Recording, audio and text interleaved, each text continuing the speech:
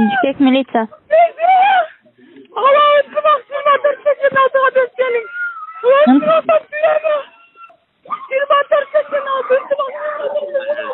İntimaq 2486.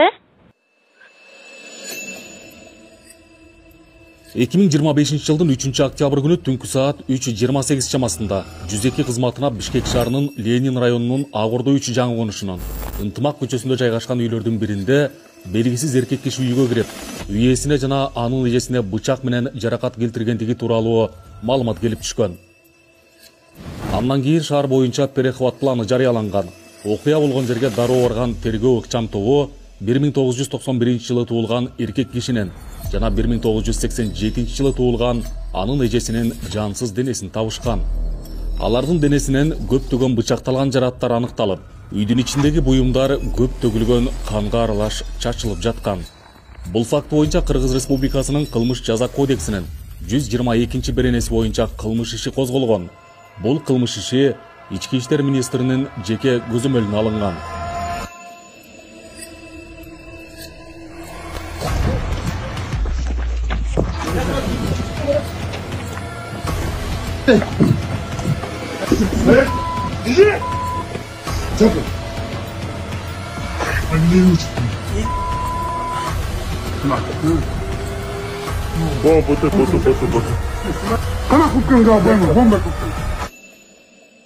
Ички иштер органдары жүргүзгөн тергөө жана ыкчам издөө иш-чараларынын жүрүшүндө видео байкоо камераларынын көп сааттык видео материалдары изилденип, натыйжада кылмыш болгон жерден түн ичинде кетип жаткан жаш жигиттин сөлөкөтү аныкталган.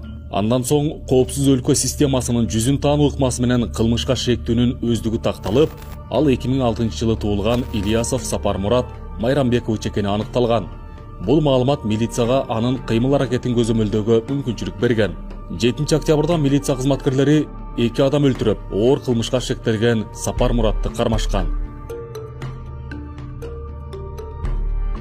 Сапар Мурат 2006 жылдын 17 апрелинде кадимки карапайым үй бүлөдө төрөлгөн. Жай мезгилинде Чолпон Ата шаарындагы жайкы эс алуу жайларынын биринде Сонун жаңылык, сиз билген жана иченген Умбем клиникасы эми сизге дагы да болсо жакыныраак болду. Анткени бизде жаңы филиал ачылды. Андыктан келип, өзүңүздүн жана жакындарыңыздын ден соолугуна кам көрүшүңүздү сунуштайбыз. Биздин жогорку даражадагы дарыгерлер төмөндөгү адистиктер боюнча кабыл алат. Стоматология, гинекология, терапия, лор, хирургия, педиатрия, урология, УЗИ жана башка адистиктер. Лабораториялык анализдин 5000ден ашуун түрү алынат. Жогорку даражадагы стерилизациялоо. Биздин дарек ВДНХ метросу, Кондратюка көчөсү 2. Телефон номерибиз 8925 103 22 55. Кабыл алууга алдын ала жазылып келүүңүздөрдү суранабыз. Умбем клиникасы. Сиздин ден соолугуңуз, биздин камкордук. Убактылуу тейлөөчү кызматкер болуп иштеген. Бирок 27 сентябрда жумуштан бошотулуп, 3 күндөн кийин Бишкекке көчүп келген. 30 сентябрда үйүнөн буюм тайымдарын алып чыгып, Гагарин көчөсүндөгү 16 даректе жайгашкан New Hostel аттуу мейманканага жайгашкан. Жумушсуз жана акчасыз калган Сапар Мурат 2 күндүн ичинде топтогон акчасын коротуп, материалдык кыйынчылыкка туш болгон. Ушундан улам ал Борбордогу жаңы конуштардын биринде уурлук кылуу планын түзө баштаган. 2 октябрда Сапар Мурат Орто Сай базарына барып, 2 башка сатуучудан 2 даана ашкана бычагын сатып алган. Ошондой эле курулуш кол каптарын да алган.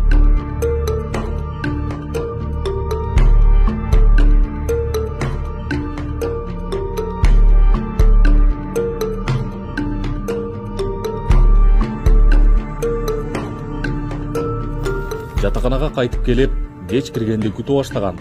Ошентип, ал кара түстөгү ак сызыктуу бомбер курткасын, кара спорттук шымын жана боз кроссовкасын кийип, барсеткасын астына алып чыккан.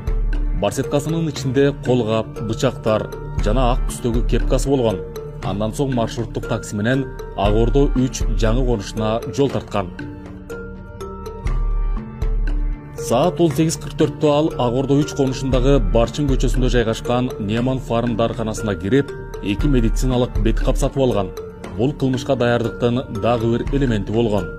Кечкисин көчөлөрдү айланып жүрүп, уурлукка ылайыктуу үй издей баштаган.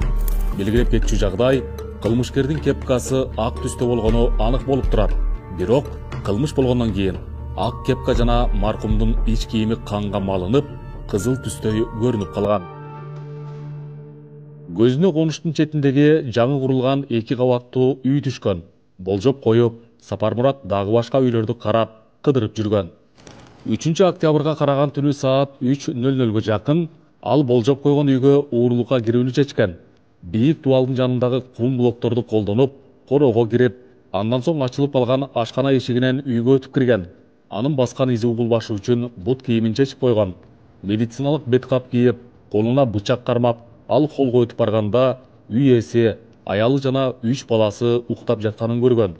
Үйдү тинтип жаткан учурда үй ээси ойгонуп кетип, алардын ортосунда мушташ чыккан. Ызычуудан аял менен балдар да ойгонуп, үйдүн жарыгы күйгөн.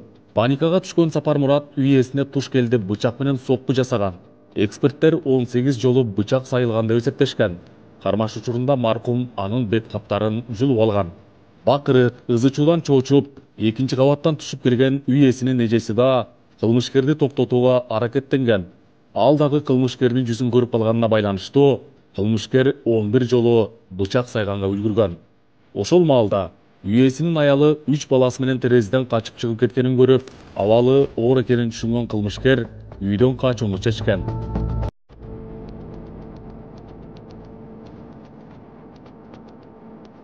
Сырткы видео байкоо камераларынын жазууларына ылайык, Сапармурат карга чалуу окуядан кийин дароо түнкү саат 3-4 чамасында шеттүү үйдүн короосунун дубалынан ашып, качып кеткен. Ал бир нече коңшу үйлөрдүн короолорун кесип өтүп, жолдо үй ээси менен жубайына таандык 2 уюлдук телефонду курулуш таштандыларынын арасына катып коюуга үлгүргөн. Ошондой эле жолдон ал суу колонкасын көрүп, беттериндеги кандын тактарын жууну чечкен. Андан кийин анын бетинде кандын тактары жок экенин ынануу үчүн өзүн сүрөткө тарткан.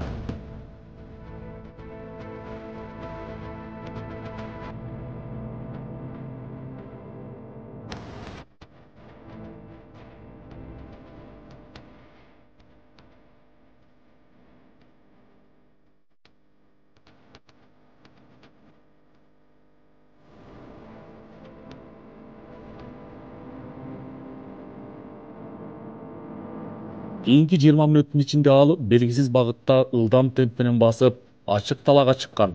Андан ары 4-төн 33 мүнөт өткөндө адашып калганын түшүнүп, тегерекчекти байкоо үчүн Сапармурат уюлдук телефонун күйгүзгөн. Телефондун геолокациясынын жардамы менен багытын аныктап, ал Ато 3 жаңы конушун көздөй жөнөгөн. Саат 6-дан 14 мүнөт өткөндө ал Яндекс тиркемеси аркылуу Эркинто 9 дареги боюнча таксиге буйрутма кылган. Акыркы бара турган жери катары New Hostel мейманканасынын дареги көрсөтүлгөн. Бул окуя боюнча буйрутма алган такси айдоочусу дагы Сапармуратты таанып, кийип жүргөн кийиминин кир экенин тастыктап берген. Жагдай боюнча кайсы жерден кандай көрдүңүз, жана кайсы эстикиңизде калып жактап калганыңызды айтып бериңизчи. Ол чекеде турган бала. Кайсы номерде? Ол 3-чү номер. Колуңузду чыгачыңыз. 3-чү номерде. 3-чү октябрь. Саат канчаларда? Саат 6-дан 20 мүнөт өткөн. Мен эртең менен жумушка чыккам. Заказ түштү. Эркинто көчөсүнө. Жеттим. Бул бала чыкты. Мен баягы машинамды айдап барганда жарык бердик го. Ошондо бул баланы көрдүм. Мындай булганыч, лай сыяктуу көрүндү мага. Артка бердим. Бул келип отурду артыма. Болду, ошондон эле айдадым. Кайсы жерге таштадыңыз? Гагаринага айдадым. Кайсы жерге? Эмеге Бакаева. Ошо оң тарапка бурулдум, ошол жерден түш токтоткула деди, токтоттум. Саат таңкы 6:30 Ильясов Сапармурат мейманканага такси менен кайтып келген. Байкоо камераларынын жазууларына ылайык, ал жатаканага кирип, колуна бомбер курткасын салган кара пакет кармап алган. Ошондой эле видео байкоодо болжол менен каза болгон адам менен кармашуудан кийин кылмышкердин аксап басып калганы байкалган. 2 күн бою Ильясов Сапармурат мейманканада эч нерседен кабары жок болуп, жаңылыктарды кылдат иликтеп, 2 адамдын өмүрүн алган кылмыш тууралуу кабар табууга аракет кылган. Ошондой эле ChatGPT тиркемесинен ар түрдүү суроо талаптарга жооп издеген. Ушул эле күндөрү Сапармураттын досторунун бири аны жалпыга маалымдоо каражаттарына жарыяланган сүрөттөрүнөн таанып, анын коркунучтуу кылмышка тиешеси бар жогуна кызыккан. Бирок шектүү так жооп берүүдөн качууга аракет кылып, чалууларына дагы жооп берген эмес. 6 октябрь күнү түштөн кийин атамекендик жалпыга маалымдоо каражаттарына багыттама жарыялангандан кийин Сапармурат Ильясов Бишкектен чыгып, Каракол шаарына багыт алуу чечимин кабыл алган. Кетердин алдында ал кылмыш болгон күнү кийген кийимдерин Островский көчөсүндө жайгашкан таштанды челекке ыргытып жиберген. Кийинчерээк ыкчам кызматкерлер Сапармураттын кара курткасын таштандыдан жергиликтүү сел-саяк алып кеткенин аныкташкан.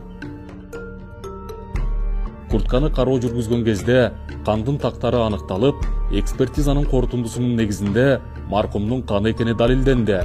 Коопсуз өлкө системасынын камераларынын жазууларына ылайык, ошол эле күнү шектүү автобекетке келип, коомдук транспорт менен Ысык көл облусунун аймагына кеткен. Каракол шаарына келген Сапармурат жергиликтүү компьютердик клубдардын биринде түнөгөн. 7 октябрда эртең менен ал Борборго кайтып келүүнү чечкен.